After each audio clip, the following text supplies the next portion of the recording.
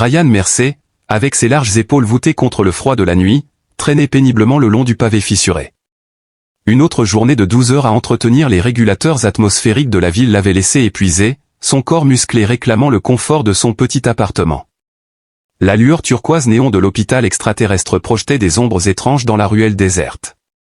Les médecins avaient abandonné et l'avaient laissé dehors sans aucun traitement, alors il l'a emmené chez un vétérinaire à la place. L'hôpital se profilait comme. Un bruit provenant de l'entrée des services attira son attention. C'était probablement juste un autre drone de désinfection qui dysfonctionnait. Ryan aurait dû continuer à marcher, rentrer chez lui, se doucher pour enlever la saleté de la journée et dormir un peu avant son prochain service, mais quelque chose l'attira vers le bruit. L'endroit lui avait toujours semblé troublant, avec les praticiens médicaux vexilliens se déplaçant avec un détachement clinique et leurs mains à 6 doigts précises mais sans émotion. Pour une raison qu'il ne pouvait pas identifier, il tomba sur un caddie abandonné, celui que les sans-abri utilisent pour transporter leurs quelques affaires, mais celui-ci contenait quelque chose de complètement différent. « Qu'est-ce que c'est que ce bordel ?» Ryan murmura en s'approchant avec précaution. La silhouette à l'intérieur était recroquevillée en position fétale, tremblant violemment.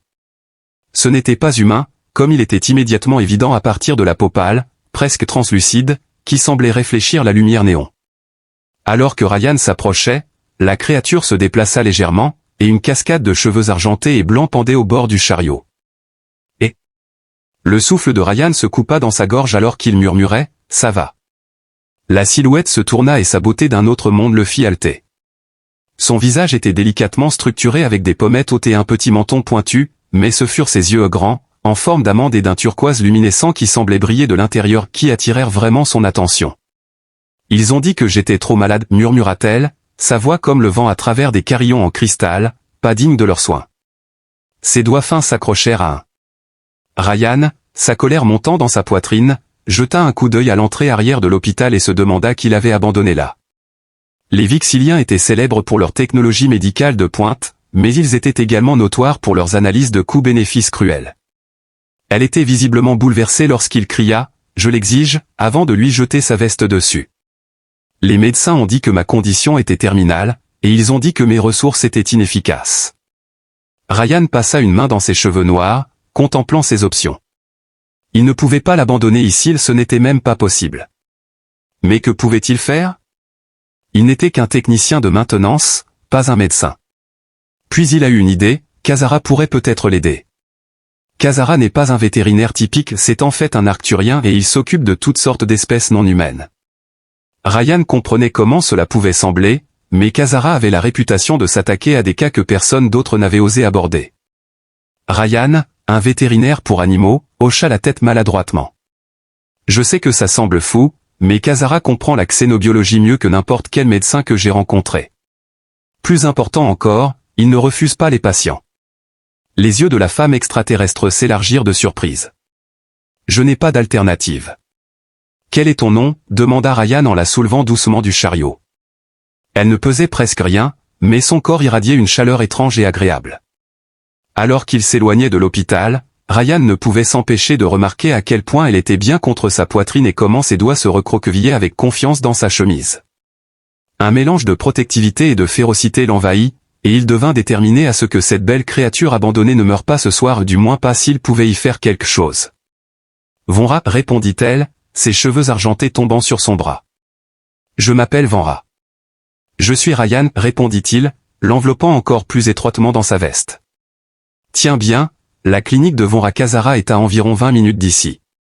Alors qu'ils se promenaient dans le quartier extraterrestre, ils remarquèrent que les rues étaient presque désertes. Les seules personnes qu'ils croisaient étaient des vendeurs nocturnes ou des clients de bar-ivres. Certaines personnes leur lancèrent des regards étranges, mais dans une ville comme New Phoenix, où tout le monde est différent, la vue d'un humain avec un extraterrestre n'était pas assez inhabituelle pour que quelqu'un s'arrête et demande pourquoi. Pourquoi m'aidez-vous, dit Vonra d'une voix basse, brisant le silence. Parce que c'est la chose à faire, pensa Ryan en lui-même alors qu'il s'engageait dans une rue moins fréquentée parsemée de petits magasins familiaux. Et parce que personne ne mérite d'être jeté comme un déchet. Ses yeux turquoises l'étudiaient avec une intensité qui le faisait se sentir étrangement exposé. Les humains sont déroutants, tes médecins auraient fait de même, certains peut-être, admit Ryan, mais pas tous ne pensent pas de cette façon et de toute façon je ne suis pas un médecin, je suis juste un gars qui répare les choses qui se cassent. Un sourire fugace effleura ses lèvres. Suis-je quelque chose de cassé à réparer? Ryan la regarda, voyant la dignité tranquille sur son visage malgré ces circonstances, et sentit quelque chose se déplacer en lui. Non, dit-il doucement. Tu es quelqu'un qui mérite une chance. La clinique de Kazara était coincée entre un magasin de prêt sur gage et un restaurant de nouilles martiennes. La façade du bâtiment était ornée d'images holographiques de différentes créatures extraterrestres, dont certaines que Ryan reconnaissait et d'autres si bizarres qu'elles ne pouvaient pas être classées. Une enseigne pendait au-dessus de la porte et disait « Toutes les espèces sont les bienvenues ». Dans 12 langues différentes, malgré leur tardive, les lumières brillaient chaleureusement de l'intérieur. Ryan ajusta le poids de Vonra dans ses bras et appuya sur la sonnette d'entrée avec son coude. Une voix tonitruante retentit de l'intérieur, annonçant que les urgences médicales ne respectent pas les heures de bureau. La porte glissa pour révéler Kazara, le vétérinaire arcturien de 2,13 mètres. Kazara ressemblait à un félin bipède, avec un pelage fauve strié de marques noires, des yeux ambres qui semblaient capter chaque détail, et une expression perpétuellement amusée. Le sourire de Kazar s'effaça alors qu'il demandait « Qu'est-ce qui vous amène dans mon humble établissement à cette heure indue ?» Ses yeux tombèrent sur le paquet que Ryan tenait, et son expression se transforma rapidement en une préoccupation professionnelle. Kazara conduisit Ryan dans la salle d'examen 2, qui était étonnamment moderne avec un équipement que Ryan n'avait jamais vu dans aucun hôpital, même ceux pour les humains. Après l'avoir placé sur la table, Kazara a demandé à Ryan de se laver les pattes dans un. Alors que Ryan plaçait délicatement Vonra sur la table, il raconta l'histoire de la façon dont il l'avait découverte abandonnée devant l'hôpital vexillien. La queue de Kazara se balançait avec colère pendant qu'il écoutait, et l'Arcturien murmura quelque chose comme barbare et efficace peut-être, mais barbare. Avec un changement de comportement, Ryan se tourna vers Vonra et murmura « Je suis Kazara. Je vais t'examiner maintenant, si cela te convient. » Les yeux turquoises de Vonra passèrent de Kazara à Ryan, qui hocha la tête d'un air encourageant et murmura en retour « Oui. » Kazara travaillait avec une délicatesse remarquable pour sa taille, prenant des mesures avec un scanner portatif, et il demanda à Vonra. Ryan se tenait à ses côtés, semblant hésiter à se séparer d'elle. « Intéressant, » murmura Kazara en examinant l'écran du scanner. « Vous êtes l'Amidien, n'est-ce pas? Je n'ai traité qu'un seul de votre espèce auparavant. Vonra a confirmé que vous avez le syndrome de la cascade stellaire, qui est rare mais traitable. » Kazara inséra quelque chose dans sa tablette médicale. Les traits délicats de VR s'illuminèrent d'espoir alors que les médecins vexilliens parlaient. Les vexilliens, interrompit Kazara.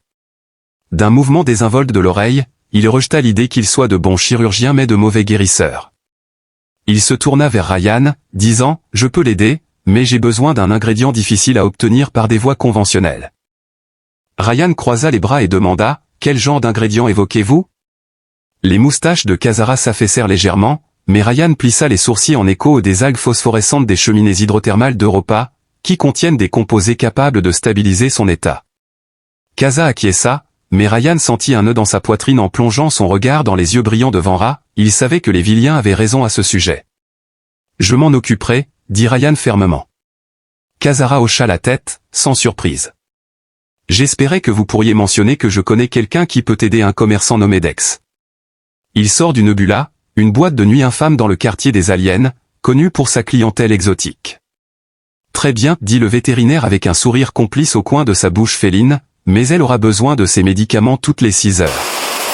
Kazara continua de préparer une injection, elle aurait pu rester ici ce soir si Ryan ne s'était pas surpris lui-même avec ses véhéments, mais elle serait venue chez moi avec elle. Les yeux ambres de Kazara l'étudièrent avec curiosité avant de se tourner vers Vonra, qui regardait Rhin avec une expression d'émerveillement. Il donna à Ryan une petite boîte et dit, et elle doit rester au chaud, les Lumidiens ont du mal à réguler leur température corporelle lorsqu'ils sont malades. Après avoir reçu des instructions explicites de Kazara, Ryan a doucement aidé Vonra à se lever. Elle vacilla légèrement, alors Ryan passa instinctivement son bras autour de sa taille pour la stabiliser. Le contact lui envoya un choc soudain, sa peau était chaude et pulsait d'une énergie qui faisait picoter ses doigts. « Merci, murmura-t-elle en se penchant vers lui, de ne pas m'avoir laissé. »« Je ne le ferai pas, » répondit Ryan. Je ne pouvais m'empêcher de remarquer sa proximité et le subtil parfum d'ozone et de fleurs nocturnes dans ses cheveux. Kazara, son amusement clairement visible sur son visage, offrit à Ryan un petit flacon pour l'aider à dormir, et les yeux ambrés de Ryan brillaient malicieusement. Gardez à l'esprit que les Lumidiens sont empathiques et réagissent à l'énergie émotionnelle. Alors que la nuit devenait plus froide, Ryan appela un taxi flottant, blottissant Vonra contre lui pour se réchauffer. Elle regarda. Ryan sourit en disant, « Kazara, tu n'es pas comme la plupart des espèces. Je trouve les humains fascinants. Nous sommes délicieusement imprévisibles. » Kazara le regarda, son visage ayant un air d'un autre monde sous la lumière artificielle de la métropole.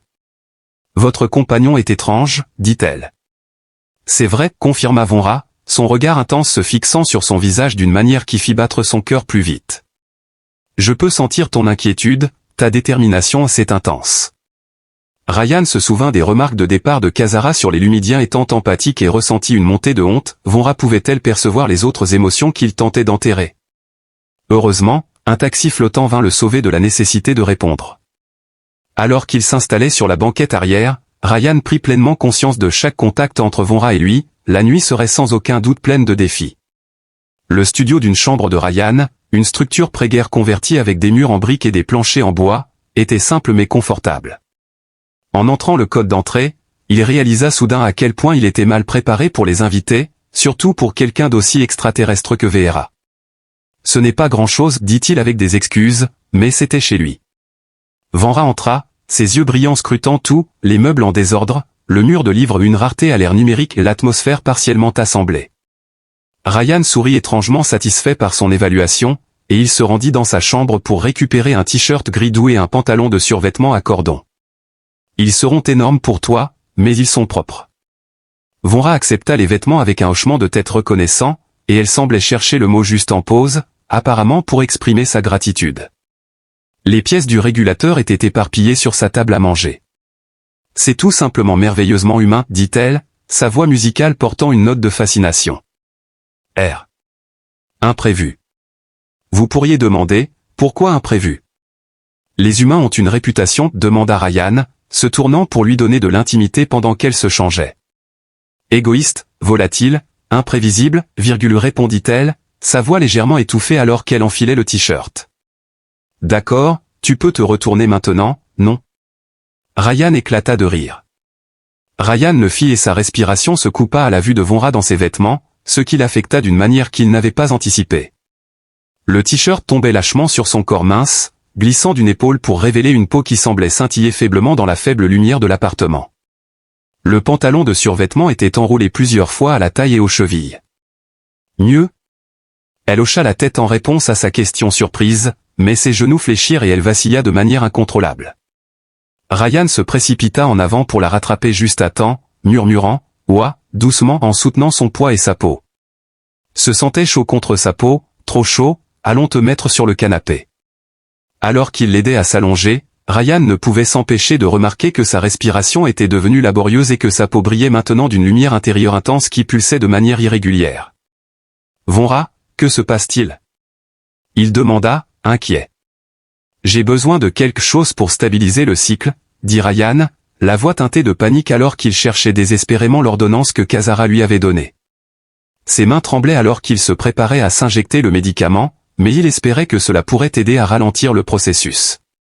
Ryan se précipita vers son établi, récupéra des composants de ses projets inachevés et assembla un modulateur d'énergie rudimentaire mais fonctionnel.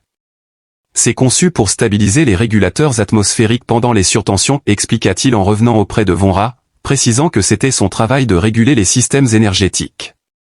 Attends, dit-il, une idée se formant, je pourrais peut-être aider. Les biorhythmes pourraient potentiellement aider à stabiliser votre production d'énergie jusqu'à ce que le médicament fasse effet. Vonra regarda avec émerveillement alors qu'il ajustait les réglages. Vous comprenez les systèmes énergétiques.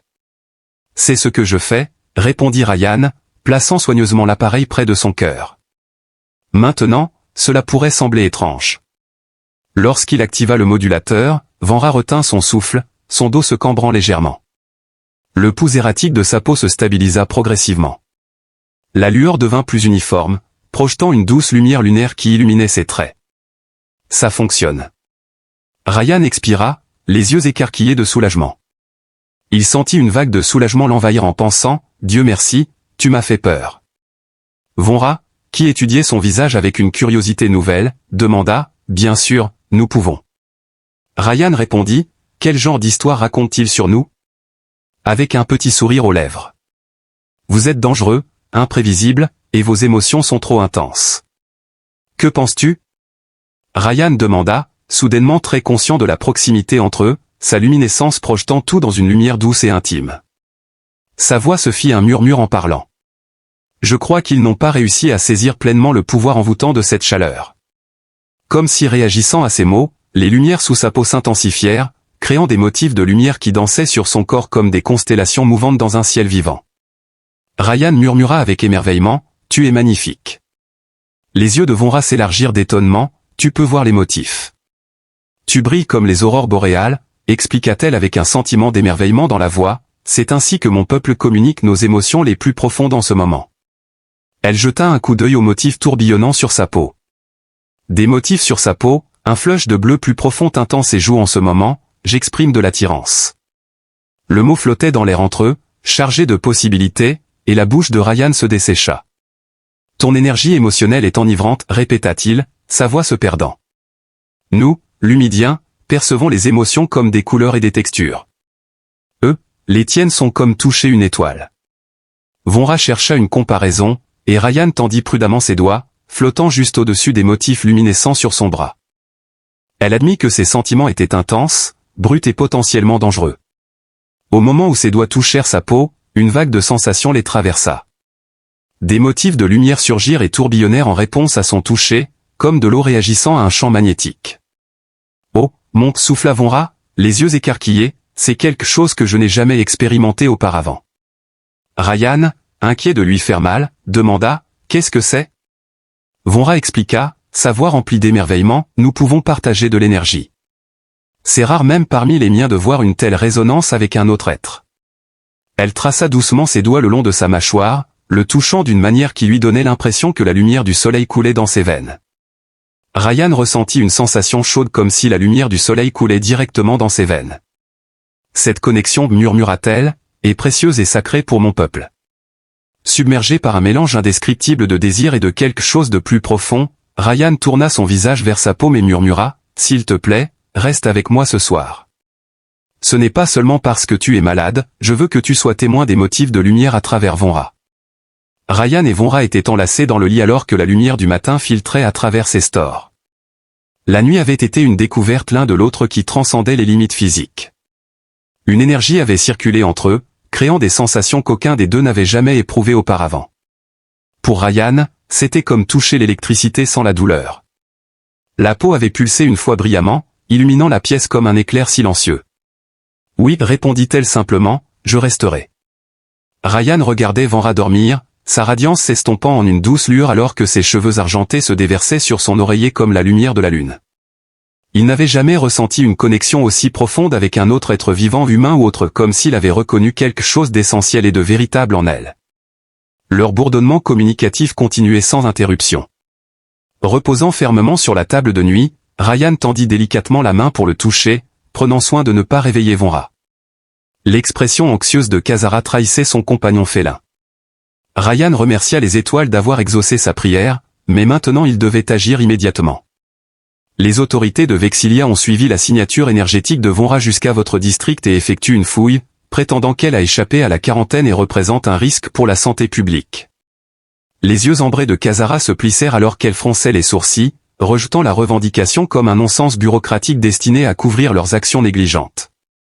Ils ont le pouvoir de faire appliquer cela, alors combien de temps avant que nous soyons encerclés? Peut-être qu'ils le font bloc par bloc? Alors qu'il faisait le tour de sa clinique, l'image de Kazara scintilla. Il arriva au quai 94 du spatioport. Dans 40 minutes, un transporteur de fret partira pour Europa. Le pilote est un ami, donc il vous emmènera au bon endroit. Oui, ces deux oiseaux avec une seule pierre. Les moustaches de Kazara se contractèrent avec une grimace. J'ai transféré des crédits sur votre compte et envoyé la documentation nécessaire à votre com. Maintenant, nous pouvons y aller. Ryan se tourna pour trouver Vonra éveillée.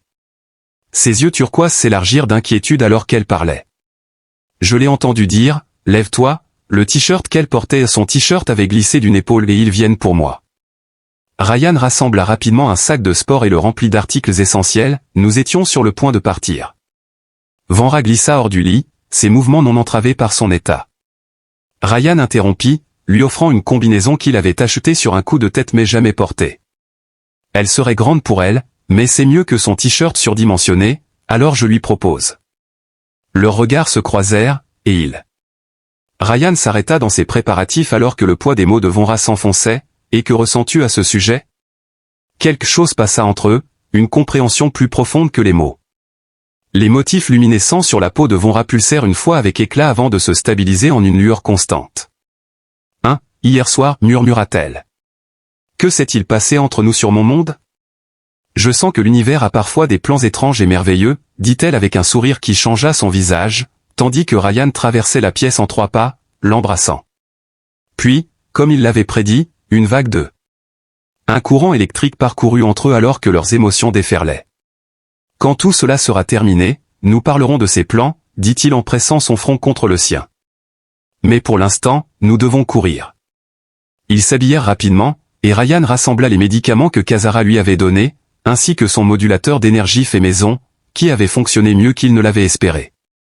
Alors que Vanra se déplaçait dans l'appartement, Ryan remarqua que sa force s'était améliorée, ses mouvements étaient plus sûrs, et il remarqua une vitalité humaine incroyable. Ryan ressentit une montée de fierté et de satisfaction primitive à ces mots, et il savait qu'il l'avait aidé à guérir. Il fit alors signe à Vanra de se diriger vers l'échelle de secours de la chambre et murmura silencieusement, ouvert par ordre de l'autorité sanitaire vasilienne. Un autre coup, plus fort, retentit, et cette fois-ci, les signes vitaux indiquaient que la porte devait être ouverte immédiatement, ou forcée. Ryan prit le sac de voyage de Vonro et se précipita vers la fenêtre de la chambre, où l'échelle de secours en métal tintait doucement. Montant le bruit apparemment insurmontable dans le calme du matin, Ryan pouvait distinguer le sifflement caractéristique de sa porte d'appartement forcée. Ils arrivèrent à l'allée au même moment qu'un cri retentit d'en haut, ordonnant à tous les sujets de courir à travers les ruelles obscures que Ryan avait appris à connaître lors de ses trajets nocturnes de retour du travail. Le spatioport était à 15 pâtés de maison, normalement une marche de 20 minutes, mais il pouvait probablement couvrir cette distance en 10 minutes. Ryan aperçut un taxi flottant et le fit descendre, en disant « Aéroport spatial ». Alors qu'il et sa compagne glissaient sur la banquette arrière, Ryan inspira profondément et dit « le plus vite possible ». Le chauffeur, armé d'une peau de cuivre poli, regarda avec suspicion dans le rétroviseur, apparemment en fuite de quelque chose d'humain. Ryan essaya de paraître décontracté, mais son cœur battait la chamade. Le Tohan émit un son de clic sceptique, mais après avoir rejoint la circulation, Ryan vit 2 agents des forces de l'ordre vexiliens dans leurs uniformes blancs emblématiques sortir du véhicule. Une ruelle scrute la rue. En fait, Ryan se penche en avant, il y a 50 crédits supplémentaires si vous prenez le chemin pittoresque. Les 4 yeux du conducteur clignent en séquence, tandis que le taxi dévie dans une rue latérale. Vonra s'appuie contre Ryan, son corps tremblant légèrement. Je n'ai jamais été fugitif auparavant, murmure-t-elle. Une première pour tout, répond Ryan avec une confiance qu'il ne ressent pas vraiment. Il passe un bras autour de ses épaules, la rapprochant de lui. Nous allons nous en sortir, je te le promets. Elle le regarde. Ses yeux turquoises le regardèrent. Tu me connais à peine, pourquoi tout risquer? Ryan considéra la question. Par toute mesure rationnelle, ce qu'il faisait était insensé, jeter son emploi, sa maison, peut-être son avenir, pour quelqu'un qu'il avait rencontré il y a à peine quelques heures. Et pourtant, parce que cela lui semblait juste, il répondit finalement, parce que quand je te regarde, je vois quelqu'un pour qui il vaut la peine de se battre. Les motifs de lumière sous la peau de Vonra se déplacèrent, formant des spirales complexes que Ryan comprenait d'une manière ou d'une autre, exprimant une profonde émotion. Dans ma culture, dit-elle doucement, nous avons un dicton, les étoiles ne se demandent pas pourquoi elles brillent. Le spatioport était en effervescence alors qu'il traversait la circulation matinale. Ryan sourit et serra Vonra plus près de lui alors qu'il traversait le hall principal bondé. La luminescence de Vonra s'estompa presque complètement, mais ses traits délicats et ses cheveux argentés attiraient l'attention. Ils étaient tous deux excités par l'avenir incertain qui semblait juste. Des regards curieux, Hangar 94, murmura Ryan en consultant le répertoire numérique pour le terminalet. Nous avons 15 minutes. Ils avancèrent rapidement, évitant les agents de sécurité en uniforme qui pourraient avoir reçu l'ordre de les surveiller. Juste au moment où ils tournaient le coin vers le terminalet, Ryan se figea. Une patrouille d'application de la loi vexilienne, composé de 4 agents en uniforme blanc immaculé, se tenait au point de contrôle de sécurité, scannant les identités et les visages. Ryan siffla et tira Vanra derrière un pilier. Il semblait avoir le point de contrôle bien surveillé. Que faisons-nous? Vanra serra fermement la main de Ryan. Leurs pensées s'emballaient alors qu'ils prenaient la mesure de leur environnement. Une voix s'éleva derrière eux, et Ryan se tourna pour faire face à Gray, un docker taurien imposant avec une peau grise cuirassée et 4 bras énormes. Ryan avait travaillé tard dans la nuit à réparer les régulateurs atmosphériques dans le quartier taurien, s'assurant que les niveaux d'humidité étaient parfaits pour leur peau délicate. Grex admire Ryan, tentant de dissimuler son identité. Dans un effort pour paraître décontracté, le taurien dit « content de te voir ». Ses narines se dilatèrent alors qu'il jetait un coup d'œil entre Ryan et Vanra. « Tu sens l'adrénaline et la peur » observa Teil franchement. « Et ton compagnon ?» Ses grands yeux restèrent fixés sur Vanra, qui était loin de leur monde d'origine. « Nous essayons juste de prendre un transport » dit Ryan prudemment. Cependant, il semblait y avoir une sécurité renforcée aujourd'hui. Le regard de Greg se tourna vers les officiers vexiliens, et un grondement sourd émergea de sa poitrine. C'était la version tarienne d'un reniflement méprisant la croyance vassilienne que leur règlement surpassait tous les autres. Il se tourna vers Ryan et dit « Tu as réparé les contrôles atmosphériques de la chambre de ma fille l'hiver dernier. Les autres techniciens ont dit que c'était trop mineur pour être priorisé, mais tu es quand même venu. Je suis d'accord avec toi, Greg. Ta voix était réfléchie, et tu t'es redressé à ta pleine hauteur impressionnante.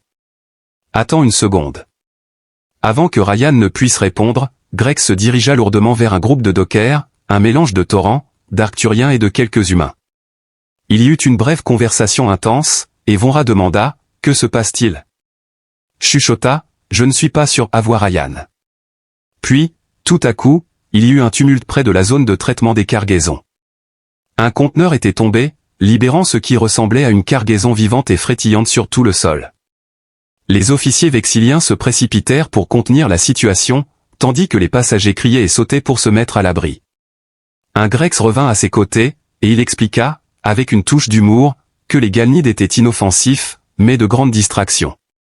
Il les guida à travers une porte de service et dans les couloirs austères et utilitaires du département de maintenance, où il expliqua la situation. Le docteur Grex hocha la tête à Ryan et Vanra alors qu'ils passaient en hâte, mais les autres membres du personnel médical les ignoraient. « Pourquoi nous aidez-vous » demanda Ryan. « Parce que je me souviens de la gentillesse, dit Grex. Et parce que je méprise la bureaucratie vexilienne. Ils ont refusé un traitement à mon cousin une fois parce que son état était statistiquement peu susceptible de répondre favorablement. Il est mort en attendant un appel. Nous sommes sortis dans une plus petite baille de chargement où un robuste transporteur de fret était stationné, vous savez, pas le vaisseau passager élégant. Des vaisseaux du terminal principal, mais un vaisseau de travail usé et réparé, Gray annonça, le capitaine Hardy vous attend. À la rampe de chargement du vaisseau, un homme dans la cinquantaine avec des cheveux poivre et sel, une coupe militaire, et le visage de quelqu'un qui avait trop vu le soleil sur trop de mondes émergea. L'homme portait une veste de vol usée avec une insigne fanée que Ryan reconnut comme appartenant aux forces spéciales de l'Alliance terrestre. Voici nos passagers, Gras, le capitaine se tourna vers son coéquipier. Parla d'une voix rauque et grave, oui, monsieur, ce que Kazara a mentionné. Les yeux gris perçants du capitaine Hardy les évaluèrent rapidement, eh bien, ne restez pas là. Les Vexiliens vont réaliser qu'ils ont été dupés d'une minute à l'autre. Ryan et Vanra se précipitèrent sur la rampe. En passant devant le capitaine, il leur fit un hochement de tête bref. James Hardy, ancien des forces spéciales de l'EA, maintenant humble transporteur de fret. Bienvenue à bord, Ryan Mercer. Voici Vanra. Merci de nous avoir sauvés. Hardy interrompit, bien que non sans bienveillance, nous avons une fenêtre de lancement dans 3 minutes. Gray, on est en ordre. Le taurien hocha la tête. Le fret est chargé, le manifeste est propre. Bon homme, dit Hardy en tapotant l'une des épaules massives de Gray. À dans 2 semaines. Alors que Greg s'éloignait, Hardy scella la rampe de chargement et fit signe à Ryan et Vanra de le suivre jusqu'à la passerelle, un espace compact rempli d'un mélange d'écrans holographiques modernes et de commandes physiques à l'ancienne. Attachez-vous, ordonna-t-il en s'immergeant dans le cockpit. Le décollage peut être mouvementé avec cette vieille dame. Aidant Vanra à s'installer dans un siège passager, Ryan attacha l'arnachement autour de sa silhouette élancée. Immergé dans le cockpit, le décollage peut être mouvementé dans cette vieille dame. Aidant Van Wright à s'installer dans un siège passager, Ryan attacha le harnais autour de sa silhouette élancée. Leurs visages étaient proches, et pendant un instant, le chaos de leur évasion s'estompa de leurs esprits. Ses yeux turquoises rencontrèrent les siens, remplis d'un mélange d'émerveillement et d'excitation. « Tu as des amis remarquables, murmura-t-elle. Je ne savais même pas qu'ils étaient mes amis, avoua Ryan, pris de court par la réalisation. La voix de Hardy perça le silence, donc Kazara me dit que vous devez vous rendre aux cheminées hydrothermales. Les algues sur Europe contiennent des composés qui peuvent stabiliser son syndrome de cascade stellaire, expliqua Ryan. Hardy jeta un coup d'œil à Vonra, son expression se radoucissant légèrement. Les Vexiliens t'ont abandonné, leur philosophie médicale manque d'une certaine humanité. Il se retourna vers les commandes. Eh bien, vous avez de la chance. Je ne livre pas seulement à Europa. J'ai l'autorisation pour les stations de recherche près des évents, les contrats militaires, et le vaisseau. Les moteurs commencèrent à ronronner subtilement, et Ryan interrogea sur les autorités vexiliennes. La bouche de Hardy se tordit en un demi-sourire, et Ryan dit, « Mon fils, j'ai fait passer des réfugiés pendant le conflit en Iran. Quelques bureaucrates médicaux ne m'inquiètent pas. » Sur ce, il actionna une série d'interrupteurs au-dessus de lui, et le vaisseau glissa sans effort hors de la baie de chargement, accélérant avec une grâce surprenante pour un vaisseau aussi utilitaire. Ryan regarda le spatioport s'évanouir ainsi que la ville au-delà. Cela s'estompa jusqu'à ce qu'il ne soit à peine visible qu'en tant que motif de lumière sur la courbure de la planète. 3 jours jusqu'à Europa, annonça Hardy, j'ai une petite salle médicale disponible si vous en avez besoin. Les quartiers des invités ne sont pas luxueux, mais ils sont privés. Alors que le vaisseau brisait la pression atmosphérique, Ryan, ignorant qu'il portait un secret, tendit la main vers celle de Vanra et sentit sa luminescence s'éclaircir de soulagement. Il se tenait la main, et il murmura, « Nous y sommes arrivés. C'est le premier pas. » Elle hocha la tête, ses yeux reflétant les étoiles désormais visibles. Les quartiers des invités à bord du Persiste étaient fonctionnels mais confortables. Une petite cabine avec un lit double et un espace de rangement minimal était disponible. Ryan venait de finir d'apprendre à Vonra à utiliser les commandes de la douche lorsque l'interphone du vaisseau crépita. La voix bourrue de Hardy annonça, « Merc, rejoins-moi dans la cuisine quand tu es installé. » À travers le hublot, Ryan exprima sa gratitude pour tout. Hardy le conduisit ensuite à leur quartier, avec un regard complice dans ses yeux marqués par le temps. « Je vous suggère de vous reposer tous les deux. Quelque chose me dit que vous avez eu une longue nuit. » 20 minutes plus tard, Ryan découvrit le capitaine dans la cuisine exiguë du vaisseau, sirotant ce qui semblait être du vrai café, un luxe dans l'espace. Hardy désigna une cafetière sur l'élément chauffant, et Ryan se servit une tasse, savourant l'arôme riche. « Vous avez mentionné que vous aviez quelque chose à me dire », et le visage marqué de Hardy devint solennel. Il plongea la main dans la poche de sa veste et en sortit un petit projecteur holographique, l'activant d'un geste précis. Ryan fut surpris par la vue d'une femme extraterrestre à la peau bleu-vert scintillante et aux traits délicats. L'image lui rappela des souvenirs de sa femme, qu'il voyait depuis 15 ans avant qu'un conseil médical vexilien ne détermine que son état cardiaque n'était pas traitable. En étudiant l'image, il réalisa que la femme était en fait Kalian, avec une structure physiologique similaire à celle des Lédiens mais des motifs énergétiques différents. Les doigts de Hardy tracèrent familièrement le bord du projecteur, tandis que Kazara le contactait. Que s'est-il passé entre vous deux?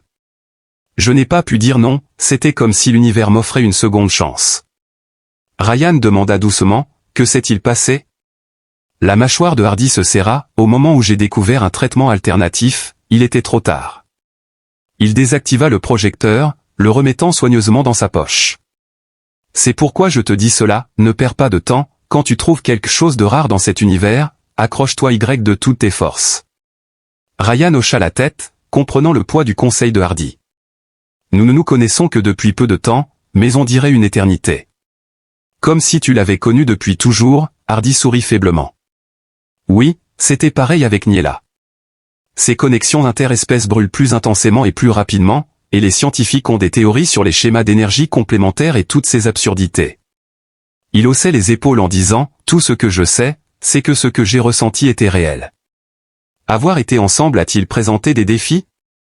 Hardy éclata de rire en disant, oui, il y a eu beaucoup de malentendus culturels, de différences physiques, et des sourcils levés de la part de nos deux espèces.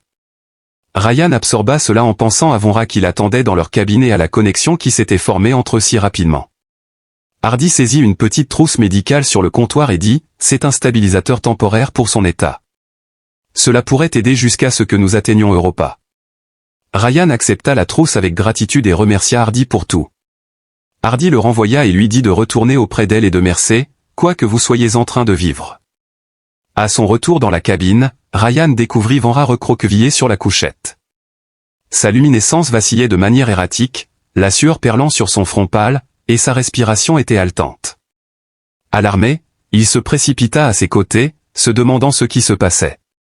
Sa voix était encore plus tendue qu'auparavant, et Ryan tâtonna avec la trousse médicale que Hardy lui avait donnée, préparant l'injection avec des mains tremblantes. « Espérons que Kazara l'ait envoyé. » Elle murmura à Ryan, ses yeux turquoises rencontrant les siens, « Il y a une autre façon dont notre connexion m'a stabilisé avant que la compréhension ne se lève. » Tu veux dire quand nous avons hoché la tête, une légère teinte bleue colorant ses joues. L'énergie échangée entre nous est plus efficace que n'importe quel médicament. Le médicament semblait soulager légèrement son inconfort, mais le pulsation erratique de lumière sous sa peau continuait. Ryan lui tenait la main, se sentant impuissant alors que des tremblements secouaient son corps élancé. « Es-tu » ? Oui, elle respira, parmi mon peuple, de telles connexions sont sacrées et guérissantes. Quand deux énergies résonnent parfaitement, elles se renforcent mutuellement. Ryan se pencha plus près, le cœur battant, résonnons-nous parfaitement ? Avec cela, Vonra leva la main et attira Ryan vers elle, là où leur peau se touchait. Le courant entre eux devint plus fort qu'auparavant, les motifs luminescents sous sa peau répondirent instantanément, passant de pulsations erratiques à des vagues harmoniques qui se répandaient à partir de chaque point de contact. Ce qui suivit dépassa le physique. Intimité, une communion d'énergie, un partage de force vitale qui les transforma tous deux. Ryan sentit l'essence de Vonra couler en lui, sa perspective extraterrestre devenant brièvement la sienne. Pour Vonra, la petite cabane était illuminée par la lueur radiante et constante émanant de sa peau, plus les éclats erratiques de la maladie mais des motifs forts et sains qui parlaient de guérison et de connexion. Après s'être allongés enlacés, ils purent sentir l'équilibre parfait entre leurs vies. Alors que Ryan peinait à trouver les mots justes, Vonra finit par parler, sa voix plus pleine et plus puissante qu'elle ne l'avait été depuis des jours. Avec ses doigts délicats, elle traça le contour de sa mâchoire, et Ryan pouvait sentir un écho de son énergie en lui-même lorsqu'il ne se touchait pas physiquement. « Est-ce normal ?»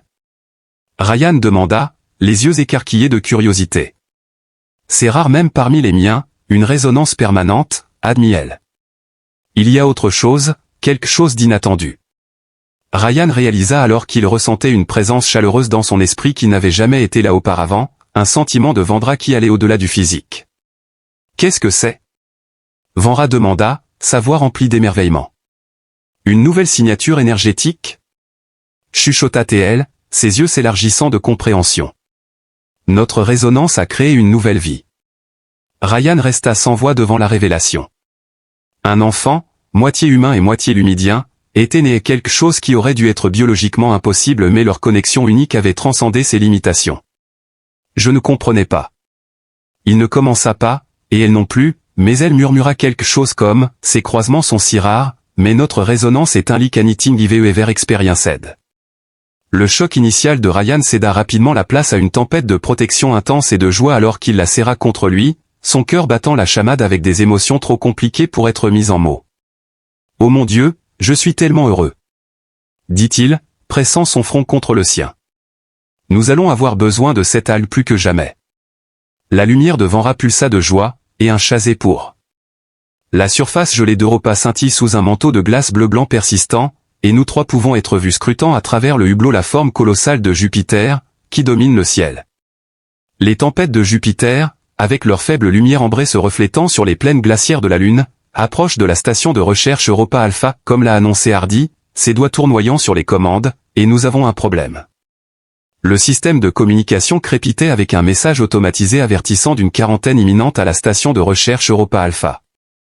Toutes les demandes d'amarrage ont été refusées, et nous sommes conseillés de maintenir une distance de sécurité minimale de 5 km.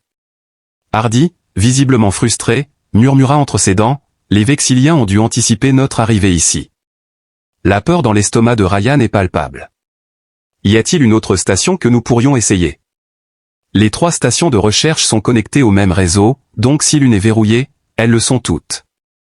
L'expression de Hardy se durcit avec détermination, mais il insista sur le fait qu'il n'avait aucune implication dans le trafic de réfugiés pendant le conflit d'Orion. Au lieu de cela, il sortit un. J'ai surveillé les communications vexiliennes et il semble assez intéressé par votre compagnon lumidien Ryan. J'ai demandé à Ryan, en regardant Vendra qui se tenait protectivement sur son abdomen, pourquoi ils étaient si intéressés par cela.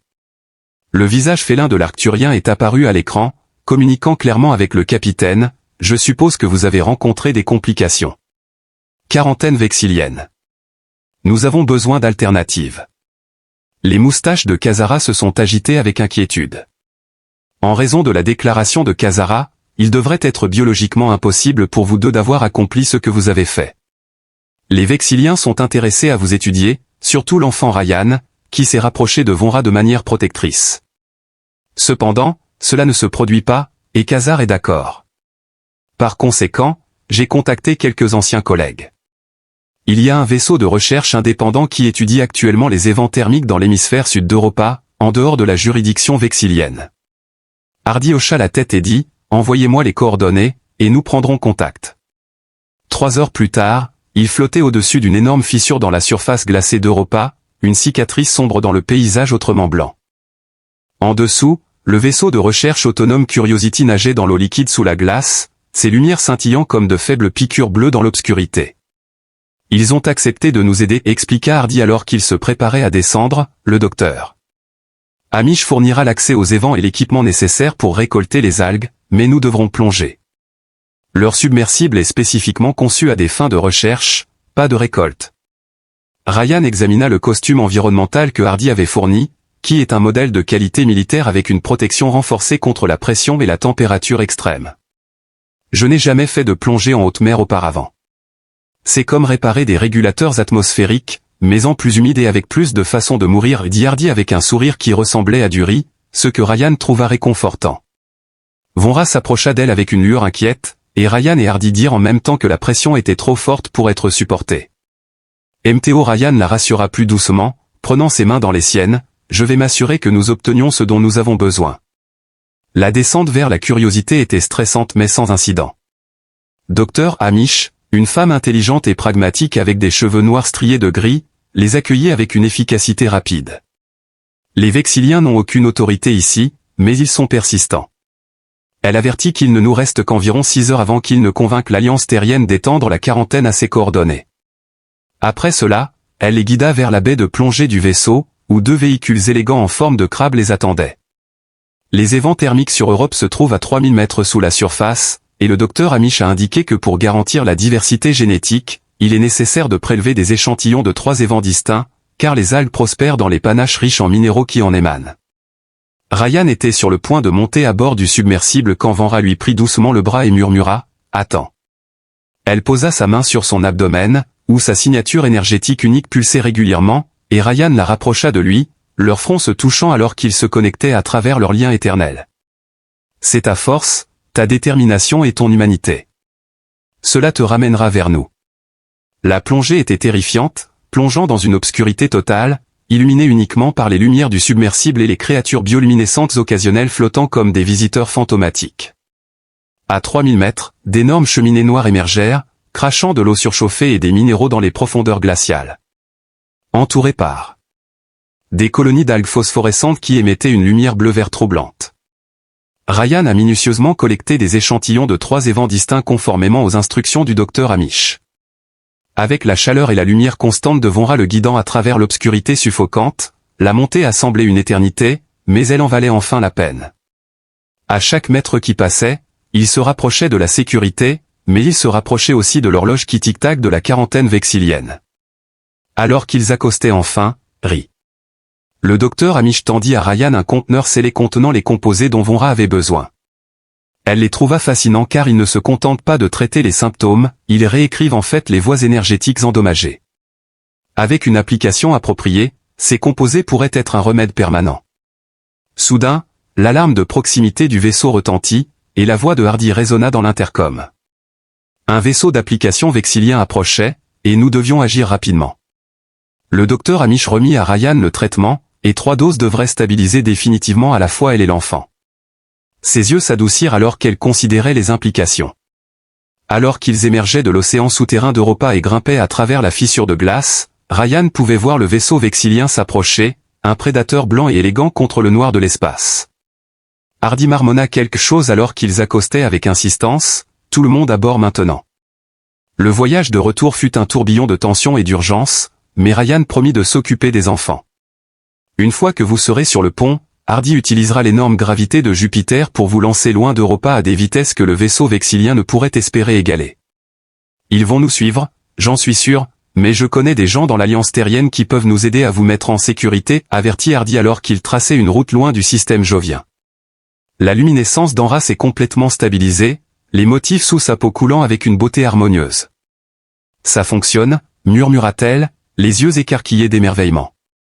Je sens que ça guérit les voies endommagées. Ryan s'assit à côté d'elle sur la couchette, un soulagement l'envahissant. Le docteur Amish a dit que 3 doses devraient te guérir définitivement.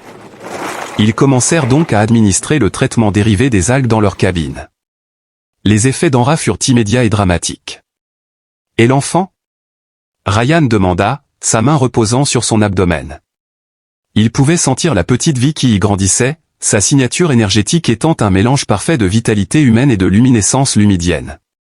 L'enfant va bien, lui assura-t-il, sa voix tremblant d'assurance. Il devient plus fort de minute en minute. Les yeux de Vonra s'emplirent de larmes de joie alors qu'elle touchait doucement son visage, se rappelant le moment où elle pensait que sa vie se terminait devant l'hôpital. Au lieu de cela, elle ressentait un nouveau commencement. Tu m'as sauvé, elle. Ryan sourit en se remémorant la nuit fatidique, qui semblait maintenant appartenir à une autre époque, et la meilleure décision qu'il ait jamais prise. 6 mois plus tard, sur une petite station médicale privée en orbite autour de la Terre, Vanra donna naissance à une fille, un hybride parfait de l'humain et du lumidien avec les cheveux noirs de Ryan et la peau luminescente de Vanné. Ils l'appelèrent Nova, en l'honneur de la brillante nouvelle étoile qu'elle représentait. Kazara, qui avait voyagé depuis New Phoenix pour assister à la naissance, la déclara être l'hybride la plus saine qu'elle ait jamais vue et elle en avait vu beaucoup. Le capitaine Hardy, qui arriva sur les lieux, exprima également son admiration.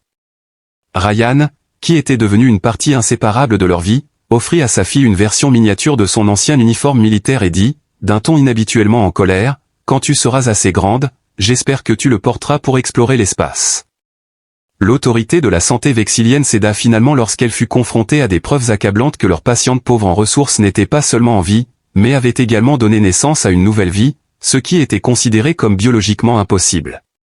Alors que Ryan tenait sa fille, il s'émerveillait des délicats motifs de lumière se reflétant sur sa peau et de la façon dont il réagissait à son toucher.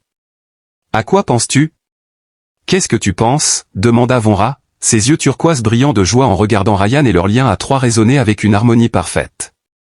Parfois, les meilleurs soins médicaux ne concernent pas la technologie avancée ou l'efficacité froide, parfois il s'agit simplement de voir la valeur de quelqu'un quand tout le monde a abandonné. Cette nuit-là, le simple acte de bonté de Ryan a tout changé. Il n'avait pas seulement sauvé Vonra, il avait découvert une connexion qui transcendait la biologie des espèces et les calculs froids de l'efficacité. Une radiance illuminée par l'amour, la plus belle offrande de l'humanité au cosmos. J'ai demandé à Ryan, qu'est-ce que c'est, et Nova murmura doucement, la croyance obstinée que tout le monde mérite une chance. Avec les petits doigts de Nova enroulés autour des siens, Ryan savait avec une certitude absolue que certaines choses valaient la peine d'être risquées ou sacrifiées. Et il savait aussi que parfois, lorsque la sagesse conventionnelle échoue, les solutions les plus inattendues mènent au plus grand miracle.